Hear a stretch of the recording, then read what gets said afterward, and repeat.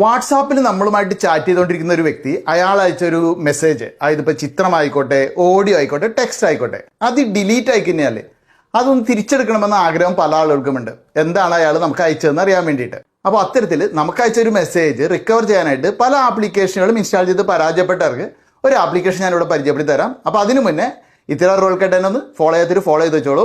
Application open ആക്കി accept അമർത്തി ഇവിടെ എനേബിൾ എന്ന് കാണുന്ന 2 ബട്ടണും അമർത്തിയിട്ട് ആദ്യം ബാക്ക്ഗ്രൗണ്ട് ഓട്ടോ റീസ്റ്റാർട്ടിനുള്ള പെർമിഷനും അതിനുശേഷം നോട്ടിഫിക്കേഷൻ റീഡിങ്ങിനുള്ള പെർമിഷനും എനേബിൾ ആക്കണം. ശേഷം ആപ്പ് ലിസ്റ്റിൽ വാട്സാപ്പ് സെലക്ട് ചെയ്തിട്ട് അലോ അമർത്തി യൂസ് ദിസ് ഫോൾഡർ എന്നതിൽ ടച്ച് ചെയ്ത് അലോ കൊടുക്കുക. ഇനി വാട്സാപ്പിന്റെ സെറ്റിംഗ്സിൽ മൊബൈൽ ഡാറ്റയിലും വൈഫൈയിലും മീഡിയ ഓട്ടോ ഡൗൺലോഡ് എന്നത് എല്ലാം എനേബിൾ ആക്കി ഇടുക. ഇനി നിങ്ങൾ ചാറ്റ് ചെയ്തുകൊണ്ടിരിക്കുമ്പോൾ ഒരാൾ ചിത്രമോ വോയിസ് ഒക്കെ അയച്ചിട്ട് അതിനുശേഷം ഡിലീറ്റ് ആക്കിയാൽ ഇതുപോലെ റിക്കവേർഡ് എന്ന് നോട്ടിഫിക്കേഷൻ വരും. അത് സെലക്ട് ചെയ്താൽ നമുക്ക് ആ ഡിലീറ്റ് ആക്കിയ ഫയൽ അവിടെ കാണാനും കേൾക്കാനും സാധിക്കും. ഹലോ.